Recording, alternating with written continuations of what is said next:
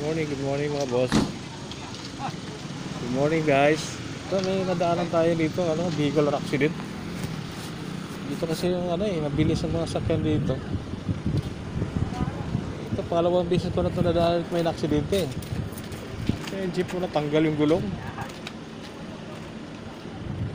Wala kung anong may isang rin na damage itong coaching maliit. Yun din daanan ko lang ito ngayon guys. Punta kasi ako doon sa aking anak na bunso.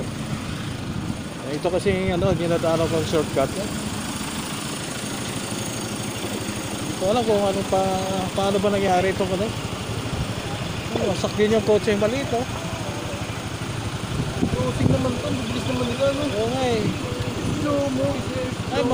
Slow daw. Mabilisan dito siguro. Paano yan? Nagkabanggaan sila? Dalawa? Wala tayong matanong paano natin natin malaman kung sino may kasalanan kasi ito lang naman mga boss, mga madam, itong area na ito ay yan kasi ito yung area na yan yung maliit kaya two-way lang yan pero dito kasi maluwag na ito ito may intersection dito maluwag to so hindi natin alam kung ano nangyari dito, wala tayong pagtanungan. Tayo sa ito yung mga parts na nasira so, ibig sabihin mabilis yung takbo nitong mga vehicle like that. Nakita nyo mga boss, mga madam, nagkalat yung mga yung mga okay. So ito yung parts na itong mga parte ng Toyota Wigo. Yan nakikita nyo. Yan mga emblem ng Toyota yan, emblem yan so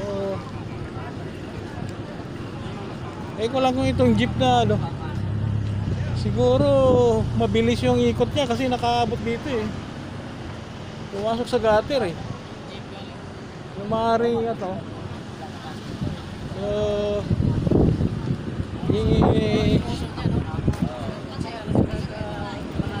kita nyo mga boss, mga madam dito yung kalati dito wasak niya yung harapan ng jeep samantalang yung jeep na ito Siyempre, malayo pala yung nakikita niyo yung ito yung gulong niya wala rin hindi na makita niya. tanggal Kasi ang driver na yun.